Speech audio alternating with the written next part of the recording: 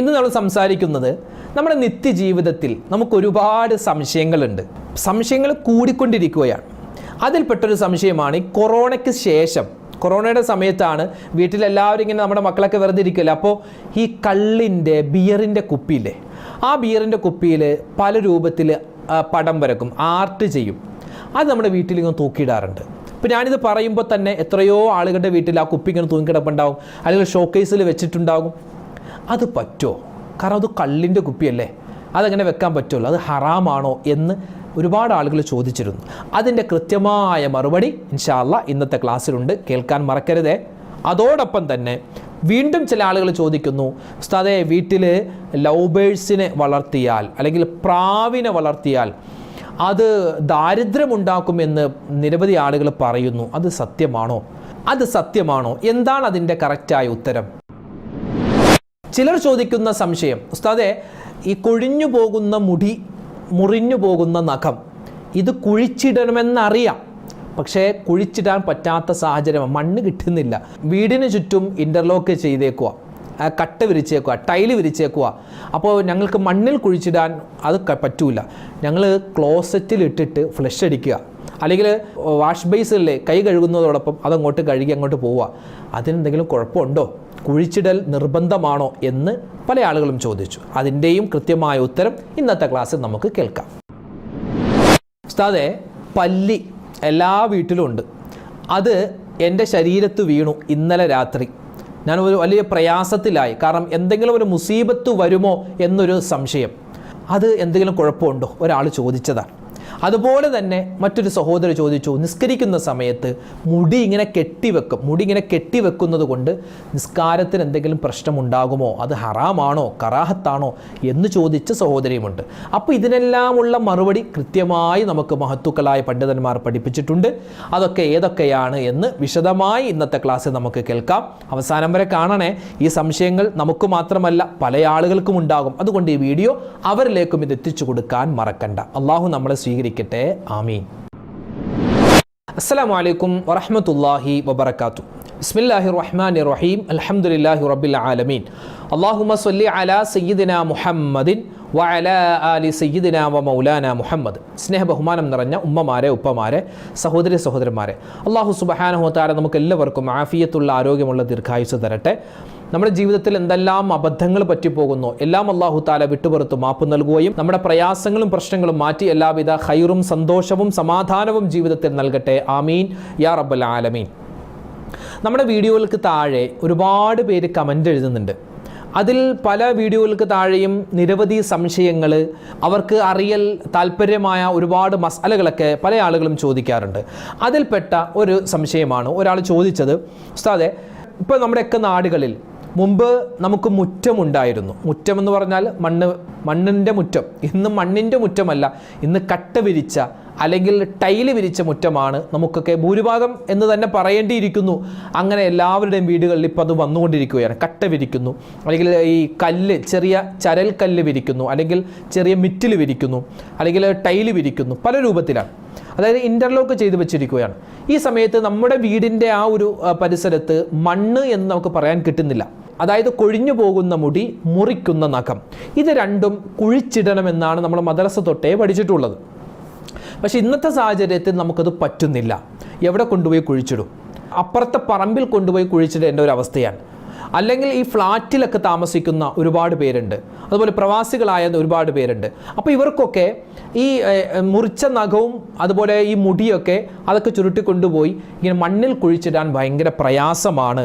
അപ്പോൾ ഞങ്ങൾ സാധാരണ ക്ലോസറ്റിലിട്ട് ഇടാറുണ്ട്, അല്ലെങ്കിൽ വാഷ് ബേസിനിലൂടെ ഒഴുക്കി വിടാറുണ്ട്, അല്ലെങ്കിൽ എന്തെങ്കിലും വേസ്റ്റ് ഉണ്ടെങ്കിൽ ആ വേസ്റ്റിൻ്റെ കൂടെ തന്നെ വെച്ച് ആളുകൾ വന്ന് മുനിസിപ്പാലിറ്റി കൊണ്ടുപോകാറുണ്ട്. അങ്ങനെയാണ് ചെയ്യാറ്. ഉസ്താദേ ഇതിനെന്തെങ്കിലും കുഴപ്പമുണ്ടോ, അല്ലെങ്കിൽ എന്തെങ്കിലും കത്തിച്ച് കളയേണ്ടതുണ്ടോ എന്ന് നിരവധി പേര് സംശയം ചോദിച്ചതിൻ്റെ അടിസ്ഥാനത്തിൽ അതിൻ്റെ മറുപടി കിതാബിയായി എന്താണെന്ന് നമുക്ക് പരിശോധിക്കാം. ഒന്ന്, ഇമാം റംലി മഹാനവറുടെ കിതാബാകുന്ന നിഹായത്തുൽ മുഹ്താജ് അതിൽ പറയുന്നു, അതിൻ്റെ 2ാം വാല്യം 394 പേജിൽ പറയുന്നു, നഖം, മുടി ഇതൊക്കെ നമ്മൾ എന്താണ് ചെയ്യേണ്ടത്? അതിന് കൃത്യമായ മറുപടി പറയുന്നു, അത് മണ്ണിൽ കുഴിച്ചിടലാണ് വേണ്ടത്. പക്ഷേ ഇന്നത്തെ സാഹചര്യത്തിൽ നമ്മളിപ്പോൾ മുമ്പ് പറഞ്ഞതുപോലെ മുഴുവൻ ഇൻ്റർലോക്കാണ്, അല്ലെങ്കിൽ ഫ്ലാറ്റിലാണ്, അവിടെയാണ് ഇവിടെയാണ്, നമുക്ക് മണ്ണ് കിട്ടാത്തൊരു സാഹചര്യമാണ്, കുഴിച്ചിടാൻ പറ്റാത്ത സാഹചര്യമാണെങ്കിൽ നമുക്ക് ക്ലോസറ്റിലിടാമോ, അല്ലെങ്കിൽ നമ്മുടെ മുനിസിപ്പാലിറ്റിക്കാർ വരുമ്പോൾ അതിൻ്റെ വേസ്റ്റിൻ്റെ കൂടെ നമുക്ക് അത് കെട്ടിക്കൊടുത്തു വിടാമോ? അങ്ങനെ ചെയ്യൽ അതിൻ്റെ വിധി എന്താണ്? അതായത് നജസിൽ ഇടുക അല്ലെങ്കിൽ അത് ഉപേക്ഷിക്കുക, അതിൻ്റെ വിധി എന്താണ്? മഹാനവറുകൾ പറയുന്നു, അത് കറാഹത്താണ്. പരമാവധി ചെയ്യേണ്ടത് കുഴിച്ചിടലാണ്. ഇനി കുഴിച്ചിടാൻ പറ്റാത്ത സാഹചര്യമാണെങ്കിൽ സാധാരണ ഈ മുടിയും നഖമൊക്കെ ജനങ്ങൾ കാണാതിരിക്കാൻ വേണ്ടിയാണ് നമ്മൾ ഈ കുഴിച്ചിടുന്നത്. ജനങ്ങളുടെ കണ്ണിൽ നിന്നും മറച്ചു വെക്കാനാണ് നമ്മൾ കുഴിച്ചിടുന്നത്. അത് പ്രത്യേകം സുന്നത്തുമാണ്. പിന്നെ പ്രത്യേകം ശ്രദ്ധിക്കേണ്ട ഒരു കാര്യം, ഇപ്പോൾ ഒരു സിഹ്ർ ചെയ്യുന്ന ആൾ, അള്ളാഹു നമ്മളെ എല്ലാവരെയും ഈ സിഹ്ർ റ്റുന്നതിനെ തൊട്ട് അള്ളാഹു കാത്തിരക്ഷിക്കട്ടെ, ആമീൻ. ഒരുപാട് പേര് ആ ഒരു പ്രയാസത്തിൽ കഴിയുന്നവരുണ്ട്. അപ്പോൾ സിഹ്ർ ചെയ്യുന്ന ആൾ പറയുന്നത്, ആർക്കാണോ സിഹ്ർ ചെയ്യേണ്ടത് അയാളുടെ മുടിയോ നഖമോ കിട്ടണം. നമ്മളിത് നമ്മുടെ വീട്ടിൽ പരസ്യമായി ഉപേക്ഷിക്കുകയാണ്, അല്ലെങ്കിൽ വീടിൻ്റെ പരിസരത്ത് പോയി നോക്കിയാൽ അത് കിട്ടും, അല്ലെങ്കിൽ നമ്മുടെ റൂമിൽ കിട്ടും. അങ്ങനെയാണെങ്കിൽ അതുകൊണ്ട് സിഹ്ർ ചെയ്യാൻ വളരെ എളുപ്പമാണ്.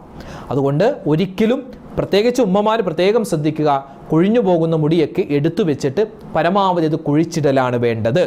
ഇനി അങ്ങനെ പറ്റാത്ത സാഹചര്യമാണെങ്കിൽ ക്ലോസറ്റിലിടാമോ, ക്ലോസറ്റിലിട്ട് ഫ്ലഷ് അടിക്കണോ, അല്ലെങ്കിൽ നമ്മൾ വാഷ് ബേസിൽ അത് ഒഴുക്കി കളയണോ, അല്ലെങ്കിൽ മുനിസിപ്പാലിറ്റിയിൽ അല്ലെങ്കിൽ വേസ്റ്റിൻ്റെ കൂടെ നമ്മൾ കൊടുക്കണോ? അങ്ങനെ ചെയ്യാൻ പറ്റുമോ? അങ്ങനെ ചെയ്യാൻ പറ്റും. അതായത് മണ്ണിൽ കുഴിച്ചിടാൻ പറ്റാത്ത ഒരു സാഹചര്യമാണെങ്കിൽ നമുക്ക് അങ്ങനെ ചെയ്യാം, കുഴപ്പമില്ല. പക്ഷേ ചെയ്യാതിരിക്കലാണ് വേണ്ടത്. എങ്ങനെ? മണ്ണിൽ കുഴിച്ചിടലാണ് വേണ്ടത്. പറ്റാത്ത സാഹചര്യമായതുകൊണ്ട് നമുക്കത് ക്ലോസറ്റിലിട്ട് വെള്ളം ഫ്ലഷ് അടിക്കാൻ പറ്റും, കുഴപ്പമില്ല എന്ന് നമുക്ക് ചില പണ്ഡിതന്മാർ പറഞ്ഞു തരുന്നുണ്ട്.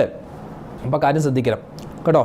പിന്നെ ഇതിൻ്റെ കൂടെ ശ്രദ്ധിക്കേണ്ട മറ്റൊരു കാര്യമാണ്, നമ്മുടെ മക്കളുടെയൊക്കെ കൊഴിഞ്ഞു പോകുന്ന പല്ല് പറിച്ചാൽ അത് വീടിൻ്റെ മച്ചിലേക്ക് എറിയുന്നു, അല്ലെങ്കിൽ ഓടിലേക്ക് എറിയുന്നു, അല്ലെങ്കിൽ ടെറസിലേക്ക് എറിയുന്നു, അല്ലെങ്കിൽ ആകാശത്തേക്ക് എറിയുന്നു. അങ്ങനെ ഒരു പതിവ് നമ്മുടെയൊക്കെ ചെറുപ്പത്തിലുണ്ട്, നിങ്ങളുടെയൊക്കെ കാലത്തും ഉണ്ടാവും. അപ്പോൾ നമ്മുടെ പല്ലുണ്ട്, അതായത് പല്ല് ആകാശത്തേക്ക് എറിയണം, എന്നാലേ പുതിയ പല്ല് അവിടെ വരൂ എന്നാണ് നമ്മുടെ കാരണവന്മാരെ പഠിപ്പിച്ചത്. അങ്ങനെയൊന്നും, അതൊക്കെ പൊട്ടത്തിൽ അങ്ങനെയൊന്നും ഇല്ല കേട്ടോ. അതും കുഴിച്ചിടില്ല. കാരണം നമ്മുടെ ശരീരത്തിൽ നിന്നും പുറത്തേക്ക് പോകുന്നത് നമ്മൾ ഒഴിവാക്കുന്ന സാധനമല്ലേ, ആ ഒഴിവാക്കുന്നത് അത് മണ്ണിൽ കുഴിച്ചിടലാണ് വേണ്ടത്. ഇതൊരു സംശയം തീർന്നു എന്ന് വിചാരിക്കുന്നു. അപ്പോൾ നമുക്ക് എന്ത് ചെയ്യാം? നമുക്ക് കുഴിച്ചിടാൻ പറ്റാത്ത സാഹചര്യമാണെങ്കിൽ ഈ ഫ്ലാറ്റിൽ താമസിക്കുന്നവരും അല്ലെങ്കിൽ ഇൻ്റർലോക്ക് ചെയ്തവർക്കൊക്കെ അത് മറമാടാൻ പറ്റാത്തത് കൊണ്ട് അത് വാഷ് ബേസിൽ ഒഴുക്കി കളയാം, കുഴപ്പമില്ല. അത് സുന്നത്തിനെതിരാണ്, ആ കാര്യം ശ്രദ്ധിക്കുക. പിന്നെ വീട്ടിൽ പ്രാവ്, ലവ് ബേഴ്സ് വളർത്താൻ പറ്റുമോ? വളർത്തുമ്പോൾ എന്തെങ്കിലും ശ്രദ്ധിക്കണോ? പ്രാവിൻ്റെ കണ്ണീര് വീണാൽ ദാരിദ്ര്യമുണ്ടാകും, മുടിഞ്ഞു പോകും, കുടുംബത്തിൽ വലിയ പ്രശ്നമുണ്ടാകും എന്നൊക്കെ ചില ആളുകൾ പറയുന്നു. സത്യമുണ്ടോ? നമ്മുടെ വീട്ടിൽ പ്രാവുണ്ട്, ലവ് ബേഴ്സ് ഉണ്ട്, ചിലപ്പോൾ അലങ്കാര മത്സ്യങ്ങൾ നമ്മൾ വളർത്താറുണ്ട്. ചില ആളുകൾ അണ്ണാനില്ലേ, മരം കയറി, അതിനെ പിടിച്ച് വളർത്താറുണ്ട്. തത്ത, അതുപോലെ തന്നെ മറ്റ് ചെറിയ ചെറിയ ജീവികൾ, പൂച്ചയൊക്കെ കെട്ടിയിട്ട് അത് വലിയൊരു കൂടുണ്ടാക്കി അതിൽ വളർത്തുന്ന ആളുകളുണ്ട്. അപ്പോൾ ഇങ്ങനെയുള്ള ജീവികളെ വളർത്തുന്ന സമയത്ത് എന്താണ് ശ്രദ്ധിക്കേണ്ടത്? ഇവിടെ മഹാനായ ഇമാം ഖഫ്ഫാൽ റളിയല്ലാഹു തആല മഹാനവറുകൾ പറയുന്ന ഒരു ഫത്വയുണ്ട്. അദ്ദേഹത്തിൻ്റെ ഫത്വയിൽ കാണുന്നു, യജൂസു, ഇതൊക്കെ അനുവദനീയമാണ്. അതായത് മറ്റ് ജീവികളെ വളർത്തൽ അനുവദനീയമാണ്, പക്ഷേ ചില നിബന്ധനകളുണ്ട്. അതിന് നല്ല കൂട് സൗകര്യം നല്ലതാവണം, ചെറിയ ഇടുങ്ങിയ കൂടാവരുത്, കൂട് അത് സൗകര്യമുള്ളതാവണം. തീറ്റ, വെള്ളം അത് കൃത്യസമയത്ത് കൊടുക്കണം. അതിന് എന്താണോ പറ്റുന്ന ഭക്ഷണം അതായിരിക്കണം കൊടുക്കേണ്ടത്. പൂച്ചക്ക് ക്യാരറ്റോ അല്ലെങ്കിൽ മുയലിന് ഇറച്ചിയോ അല്ല കൊടുക്കേണ്ടത്, തിരിച്ചാണ് അല്ലേ? പൂച്ചക്ക് മീനോ ഇറച്ചിയോ ആണ്, അല്ലെങ്കിൽ അതുപോലത്തെ ഭക്ഷണമാണ്. മുയലിന് പച്ചക്കറിയൻ, അങ്ങനെ, അതായത് അതിന് യോജിക്കാത്ത ഭക്ഷണമല്ല കൊടുക്കേണ്ടത്. പിന്നെയോ അതിന് മഴയോ വെയിലോ കൊള്ളാത്ത രൂപത്തിലായിരിക്കണം അതിനെ താമസിപ്പിക്കേണ്ടത്. അതിനെ ഉപദ്രവിക്കാനും പാടില്ല. ഈ ഒരു നിബന്ധനകൾ പാലിക്കാൻ പറ്റുമെങ്കിൽ മാത്രം ഈ മത്സ്യത്തെയോ അല്ലെങ്കിൽ അലങ്കാര ജീവികളെയോ അല്ലെങ്കിൽ തത്തയെയോ പ്രാവിനെയോ തുടങ്ങിയ പക്ഷികളെയോ വളർത്താൻ പറ്റൂ. ആ കാര്യം ശ്രദ്ധിക്കണം. നബി സല്ലല്ലാഹു അലൈഹി വസല്ലമ തങ്ങളുടെ കാലത്ത് ഉമൈർ എന്ന് പറയുന്ന ചെറിയൊരു സ്വഹാബിയുണ്ട്, ചെറിയൊരു കുട്ടി ഉണ്ടായിരുന്നു. ആ കൊച്ചു കുട്ടിക്ക് ചെറിയൊരു പക്ഷിനെ കിട്ടി. ഇപ്പം നമ്മുടെ നാട്ടിൽ പറയുമ്പോൾ മൈന അല്ലെങ്കിൽ പ്രാവിനെ പോലെ ചെറിയൊരു പക്ഷി ഉണ്ടായിരുന്നു. ആ കുട്ടി ഇങ്ങനെ വളർത്തുന്ന സമയത്ത് നബി സല്ലല്ലാഹു അലൈഹി വസല്ലമ തങ്ങൾ കുട്ടിയുടെ വീടിൻ്റെ അടുക്കലൂടെ പോവുകയാണെങ്കിൽ നബി തങ്ങൾ വന്നിട്ട് ആ കുട്ടിയുടെ അടുക്കൽ ഇരുന്നിട്ട് ആ പക്ഷിയെ പറ്റി ചോദിക്കും, ഇതിൻ്റെ പേരെന്താ, ഇതിനെന്താ ഭക്ഷണം കൊടുത്തത് എന്നൊക്കെ നബി തങ്ങൾ ചോദിക്കുമ്പോൾ വളരെ ആകാംക്ഷയോടെ സന്തോഷത്തോടെ ആ കുട്ടി അതിന് മറുപടി പറയുമായിരുന്നു. ഒരു ദിവസം നബി സല്ലല്ലാഹു അലൈഹി വസല്ലമ തങ്ങൾ ഇങ്ങനെ പോകുന്ന സമയത്ത് ആ കുട്ടി അവിടെ ഇങ്ങനെ വിഷമിച്ചിരിക്കുന്നത് കണ്ടു. അപ്പം നബി തങ്ങൾ ചോദിച്ചു, യാ ഉമൈർ മാ ഫഅലൻ നുഗൈർ, എന്തേ ഉമൈർ നീ ഇങ്ങനെ വിഷമിച്ചിരിക്കുന്നു, നിന്റെ കിളി എവിടെ, നിന്റെ ആ കുഞ്ഞിക്കിളി എവിടെ എന്ന് ചോദിച്ചപ്പോൾ ആ കുട്ടി പറഞ്ഞു, മാത്തത്ത്, അത് മരിച്ചു എന്ന് പറഞ്ഞിട്ട് ബക്കാ, ആ കുട്ടി കരയുകയാണ്. കുട്ടിയുടെ കരച്ചിൽ കണ്ടപ്പോൾ നബി സല്ലല്ലാഹു അലൈഹി വസല്ലമ തങ്ങൾക്കും സങ്കടം വന്നു എന്നാണ്. അപ്പോൾ നമുക്ക് മനസ്സിലാകുന്നത് അലങ്കാര മത്സ്യങ്ങളെയോ അല്ലെങ്കിൽ ഇതുപോലുള്ള ജീവികളെ പക്ഷികളെയൊക്കെ വളർത്താൻ പറ്റും, കുഴപ്പമില്ല. പക്ഷേ അള്ളാഹു സ്വതന്ത്രമാക്കി സൃഷ്ടിച്ച ആ ജീവികളെ നമ്മൾ പിടിച്ചു വളർത്തുമ്പോൾ അതിൻ്റേതായ രൂപത്തിൽ അതിനെ നമ്മൾ പരിപാലിക്കൽ നമുക്ക് ബാധ്യതയാണ്. ഇനി മൂന്നാമത്തെ ചില സംശയം, പല്ലി ശരീരത്തിൽ വീണാൽ മുസീബത്താണോ, അല്ലെങ്കിൽ ഒരു കാര്യം നമ്മൾ സംസാരിച്ചുകൊണ്ടിരിക്കുമ്പോൾ പല്ലി ചിലച്ചാൽ അത് സത്യമാകുമോ? ഇവിടെ നബി സല്ലല്ലാഹു അലൈഹി വസല്ലമ തങ്ങളുടെ ഒരു ഹദീസുണ്ട്, ലാ അദുവ വലാ തീറത്ത വലാ ഹാമത്ത, അതായത് പക്ഷിശാസ്ത്രമില്ല, വലാ തീറത്ത പക്ഷിശാസ്ത്രമില്ല, ദുശ്ശഗുണമില്ല എന്ന് നബി തങ്ങൾ പറയുന്നുണ്ട്. വലാ അദുവ ഒരു സഫർ മാസവുമായി ബന്ധപ്പെട്ട് പറയുന്ന ഒരു ഹദീസാണ്. സഫർ മാസത്തിന് ഒരു കുഴപ്പവുമില്ല എന്ന് പറയുന്ന ഒരു ഹദീസാണ്. അത് നബി തങ്ങൾ പറഞ്ഞു, വലാ തീറത്ത, പക്ഷിയെ കൊണ്ട് ഒരു ഉപദ്രവം, അതായത് പക്ഷി വന്നിരുന്നു അല്ലെങ്കിൽ പക്ഷി പോയി, പക്ഷി അവിടെ നമ്മുടെ വീട്ടിൽ വന്നു, അതിനുകൊണ്ട് ഒരു ബറക്കത്തുണ്ടാവുക അല്ലെങ്കിൽ അതിന് ഒരു വലിയ ശാപം ഉണ്ടാവുക, അങ്ങനെയൊന്നുമില്ല എന്ന് നമുക്ക് കിതാബിൽ കാണാം. ഇമാം നവവി തങ്ങൾ ശറഹ് മുസ്ലിമിൽ പറയുന്നു, പക്ഷി പോലത്തെ ജീവികൾ അതുകൊണ്ട് അപലക്ഷണം ഇല്ല. കാക്ക കരഞ്ഞാൽ വിരുന്നുകാർ വരുമോ, അങ്ങനെയൊന്നുമില്ല. പൂച്ച വട്ടം ചാടിയാൽ അപകടമുണ്ടാകുമോ, അതൊക്കെ ആരോ പറഞ്ഞുണ്ടാക്കിയതാണ്. പല്ലി വീണാൽ അപലക്ഷണമാണോ, അതൊന്നും ഒരു കിതാബിലുമില്ല. പല്ലി ചിലച്ചാൽ സത്യമാകുമോ, അങ്ങനെയൊന്നും ഒരു സ്ഥലത്തും ആരും പറഞ്ഞിട്ടില്ല. അതൊക്കെ നമ്മുടെ നാട്ടിൽ പറയുന്ന ചില അബദ്ധങ്ങളാണ്, അതല്ലാതെ അതിന് യാതൊരു കഴമ്പുമില്ല. പല്ലി നമ്മുടെ ശരീരത്തിൽ വീണാൽ അതങ്ങോട്ട് പോയിക്കോളും, വേറെ പ്രശ്നമൊന്നുമില്ല. പിന്നെ മറ്റൊരു സംശയം, ചൂടുവെള്ളത്തിൽ പച്ചവെള്ളം കലർത്തി കുടിക്കാമോ ഇല്ലയോ? ഒരാൾ ഒരു ദിവസം 2.5 ലിറ്റർ അല്ലെങ്കിൽ 3-4 ലിറ്റർ വരെയെങ്കിലും വെള്ളം കുടിക്കണമെന്ന് ഇന്ന് നമുക്ക് സയൻസ്, നമ്മുടെ ഡോക്ടർമാരൊക്കെ പറഞ്ഞു തരികയാണ്. നമ്മുടെ ശരീരത്തിൻ്റെ ബാലൻസ് നിലനിർത്താനാണ് നമ്മൾ ഈ വെള്ളം കുടിക്കുന്നത്. പല ആളുകളും പല രൂപത്തിലാണ്. ചില ആളുകൾ ചൂടുവെള്ളം മാത്രമേ കുടിക്കൂ, ചില ആളുകൾ പച്ചവെള്ളം മാത്രമേ കുടിക്കൂ, ചില ആളുകൾ മധുരമിട്ട ചായ മാത്രമേ കുടിക്കൂ, ചില ആളുകൾ തണുത്ത വെള്ളം മാത്രമേ കുടിക്കൂ, ചില ആളുകൾ ജ്യൂസ് മാത്രമേ കുടിക്കൂ. ജ്യൂസ് കുടിക്കുക, സ്ഥിരമായി ജ്യൂസ് കുടിച്ചാൽ എന്താണ്, അത് നമുക്ക് ഷുഗർ കൂട്ടുമെന്നാണ്. നമ്മൾ ഫ്രൂട്ട്സ് ആണല്ലോ ഈ ജ്യൂസാക്കി കുടിക്കുന്നത്. ഈ ജ്യൂസ് കുടിക്കുന്ന സമയത്ത് ഫ്രൂട്ട്സിലുള്ള ഫൈബറൊക്കെ നഷ്ടപ്പെട്ട് അത് ഒരുപാട് ഇങ്ങനെ കുടിച്ചാൽ, എപ്പോഴും അത് ആവർത്തിച്ചിങ്ങനെ എല്ലാ ദിവസവും കുടിക്കുകയാണെങ്കിൽ ജ്യൂസ് കുടിച്ചാൽ എന്തുണ്ടാകും, ഷുഗർ കൂടാൻ കാരണമാണ്. ഫ്രൂട്ട്സ് എപ്പോഴും കട്ട് ചെയ്താണ് കഴിക്കേണ്ടത്. പിന്നെ ചായ അമിതമായാൽ നമുക്ക് ശരീരത്തിന് കേടാണ്. അമിതമായാൽ അമൃതും വിഷമാണെന്നല്ല, പാലും പഞ്ചസാരയൊക്കെ കൂട്ടിയിട്ടാണ് അതും കഴിക്കുന്നത്. അതെന്നും ഇങ്ങനെ ആവർത്തിച്ച് അത് അമിതമാക്കിയാൽ അതും നമുക്ക് കേടാണ്. അതുപോലെ ചൂടുവെള്ളം കുടിക്കുന്ന ആളുകളുണ്ട്, പച്ചവെള്ളം കുടിക്കുന്ന ആളുകളുണ്ട്. ഇവിടെ ചൂടുവെള്ളം പ്ലസ് പച്ചവെള്ളം, അതായത് നല്ല ഒരു ഗ്ലാസ് വെള്ളം തന്നു, ആ ഒരു ഗ്ലാസ് വെള്ളം നമുക്കിങ്ങനെ കുടിക്കാൻ പറ്റുന്നില്ല, ഭയങ്കര ചൂടാണ്. അപ്പോൾ നമ്മൾ അതിൽ നിന്നും ഒരു പകുതി ചൂടുവെള്ളം ഒഴിവാക്കിയിട്ട് പച്ചവെള്ളം ഒഴിക്കുന്നു. അങ്ങനെ ഒഴിക്കുന്ന സമയത്ത് പല ആരോഗ്യ പ്രശ്നങ്ങളും ഉണ്ടാകുമെന്ന് ഡോക്ടർമാർ വരെ പറയും. ഒന്നുകിൽ ആ ചൂടുവെള്ളം നമ്മൾ അത് ആറ്റി കുടിക്കുക, അല്ലെങ്കിൽ ആ ചൂടുവെള്ളം മാറ്റിയിട്ട് നല്ല പച്ചവെള്ളം കുടിക്കുക. ആ രണ്ടും കൂടെ മിക്സ് ചെയ്യുമ്പോൾ, ഇപ്പോൾ നമ്മൾ ചൂടുവെള്ളവും പച്ചവെള്ളവും കൂടെ മിക്സ് ചെയ്തിട്ടൊന്ന് കുടിച്ച് നോക്കിയേ, ഒരു പ്രത്യേക ഒരു ചുവയുണ്ടാവും. നമുക്ക് പെട്ടെന്ന് തിരിയും ഇതിനകത്ത് പച്ചവെള്ളം ചേർത്തിട്ടുണ്ടെന്ന്. അത് ശരീരത്തിന് കേട്. അതായത് പഴമക്കാർ തന്നെ പറയാറുണ്ട്, ചില ഭക്ഷണങ്ങൾ ചിലതിനോട് ചേരില്ല. അതായത് അത്തിബ് മിനൽ കിതാബി വസുന്ന എന്ന കിതാബിൽ മഹാനായ മുവഫഖുദ്ദീൻ അബ്ദുൽ ലത്തീഫുൽ ബഗ്ദാദി റഹ്മത്തുള്ളാഹി അലൈഹി പറയുന്നു, 5-ാം നൂറ്റാണ്ടിൽ ജീവിച്ച വലിയൊരു മഹാൻ, അന്നത്തെ വലിയ ഡോക്ടറായിരുന്നു എന്നാണ്. മഹാനവറുകൾ പറയുന്നു, കിതാബിൽ മാത്രമല്ല, ഇന്നിപ്പോൾ നമ്മുടെ ഡോക്ടർമാർ തന്നെ പറയുന്ന പല കാര്യങ്ങളുണ്ട്. ഒരേ സമയം ഒന്നിച്ച് കഴിക്കാൻ പാടില്ലാത്ത ചില ഭക്ഷണങ്ങളുണ്ട്. വിരുദ്ധാഹാരം, മീനും പാലും ഒന്നിച്ച് കഴിക്കാൻ പാടില്ല, പാലും സുർക്കയും ഒന്നിച്ച് കഴിക്കാൻ പാടില്ല, പാൽക്കട്ടിയും മത്സ്യവും ഒന്നിച്ച് അങ്ങനെ വിരുദ്ധാഹാരമുണ്ട്. അതിൽപ്പെട്ടതാണ് വബൈനൽ ബാരിദി വഹാർ, അതായത് ചൂടുവെള്ളവും പച്ചവെള്ളവും ഒന്നിച്ച് മിക്സാക്കി കുടിക്കാൻ പാടില്ല. അത് ശരീരത്തിന് കേടാണ്, അത് വയറിന് കേടാണ് എന്ന് നമുക്ക് കിതാബിൽ കാണാം. കിതാബിൽ മാത്രമല്ല, അതല്ലാതെ ആമാശയം കേടാക്കുന്ന വസ്തുക്കളിൽപ്പെട്ടതാണ് ഈ ഒരു പാനീയമെന്ന് നമുക്ക് ഡോക്ടർമാർ വരെ പറഞ്ഞു തരുകയാണ്. മറ്റൊരു സംശയം, ഉസ്താദെ ഞങ്ങൾക്ക് പഴയ വസ്ത്രം ഒരുപാടുണ്ട്, ആ പഴയ വസ്ത്രം നമ്മൾ ഒരാൾക്ക് കൊടുത്താൽ അത് പഴയ വസ്ത്രമായതുകൊണ്ട് നമുക്കത് കൂലി കിട്ടുമോ, സ്വതക്ക ചെയ്ത കൂലി കിട്ടുമോ എന്ന് ചോദിച്ചു. ഞാൻ പറയട്ടെ, ഇപ്പോൾ ഒരാൾ ഒരു വസ്ത്രം ധരിക്കുന്നു, അയാൾ വസ്ത്രം ധരിച്ചത് ഊരി, അപ്പോൾ പുതിയൊരു വസ്ത്രം അയാൾക്ക് കിട്ടി, അപ്പോൾ അയാൾ പുതിയത് ധരിക്കുന്നു. അപ്പോൾ ആദ്യം ധരിച്ചത് എന്തായി മാറി? പഴയതായി. ആദ്യം ധരിച്ചത് പഴയതായി. ആ പഴയത് മറ്റൊരാൾക്ക് കൊടുത്തു.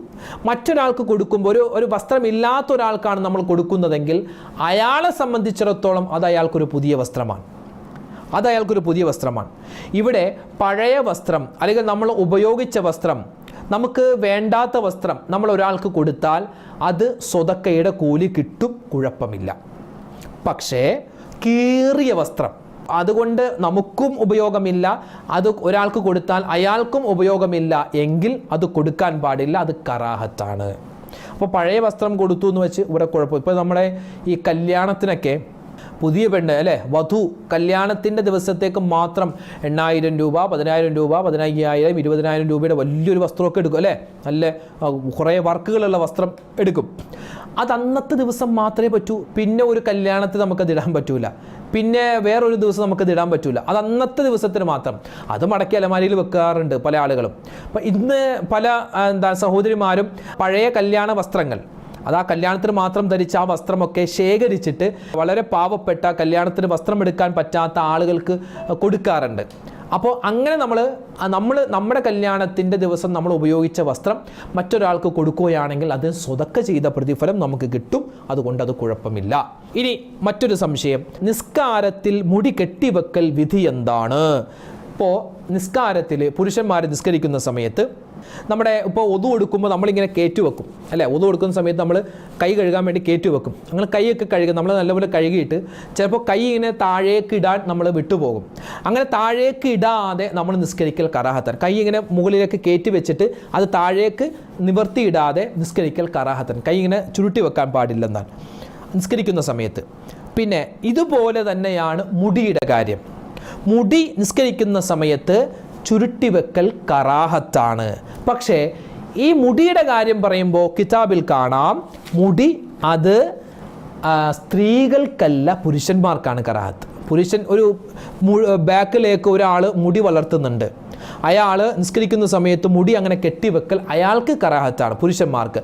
പക്ഷേ സ്ത്രീകളെ സംബന്ധിച്ചിടത്തോളം അവർ നിസ്കരിക്കുന്ന സമയത്ത് മുടി കെട്ടിവെക്കാൻ പറ്റും, കുഴപ്പമില്ല. കാരണം പല സ്ത്രീകൾക്കും പല രൂപത്തിലാണ് മുടി. ചില ആളുകൾക്ക് ഇങ്ങനെ എത്ര കെട്ടിവെച്ചാലും ഇങ്ങനെ പാറി പറന്നിരിക്കും.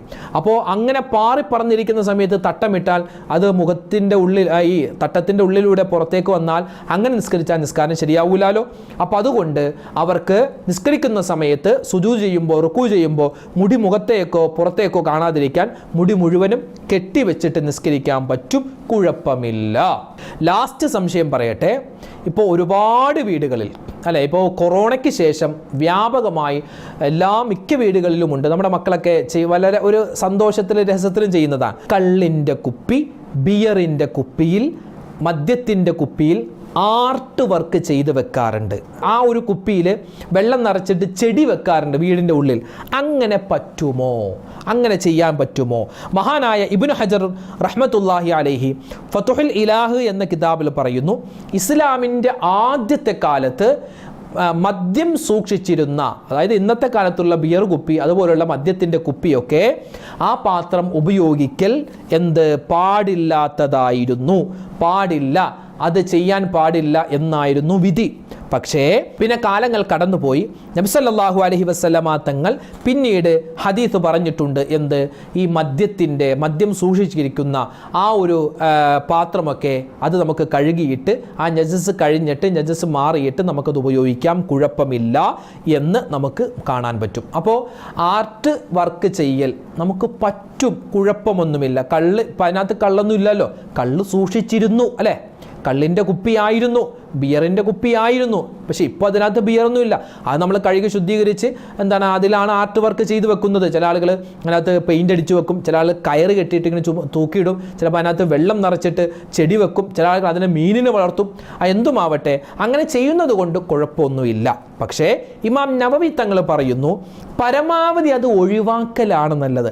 ആ ഒരു കുപ്പി ഒഴിവാക്കുക. കാരണം അതിൽ നജസ് ഉണ്ടായിരുന്നു, അതൊരു ഹറാമായ വസ്തു സൂക്ഷിച്ചിരുന്ന കുപ്പിയായിരുന്നു, കള്ളിൻ്റെ കുപ്പിയായിരുന്നല്ലോ.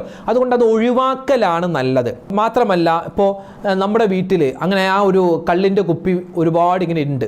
ആ കള്ളിൻ്റെ കുപ്പിയിൽ ആർട്ടൊക്കെ ചെയ്തിട്ട് ഒരു ഷോക്കേസിൽ ഇങ്ങനെ നമ്മൾ വെച്ചിരിക്കുക, നിരത്തി ഇങ്ങനെ വെച്ചിരിക്കുക, അവിടെ ഇവിടെയൊക്കെ തൂക്കിയിട്ടിരിക്കുക. അപ്പോൾ നമ്മുടെ വീട്ടിലേക്ക് ഒരാൾ വന്നാൽ പെട്ടെന്ന് ആ കുപ്പിയിലേക്ക് നോക്കുമ്പോൾ ആ കള്ളിൻ്റെ കുപ്പി, ബിയറിൻ്റെ കുപ്പി ഒരാൾ കണ്ടാൽ പെട്ടെന്ന് അത് സംസം വെള്ളത്തിൻ്റെ കുപ്പിയാണെന്നല്ലല്ലോ തോന്നുക, അത് കള്ളിൻ്റെ കുപ്പിയാണെന്ന് തന്നെയല്ലേ അയാൾക്ക് തോന്നുക? അതെ, ആണ്.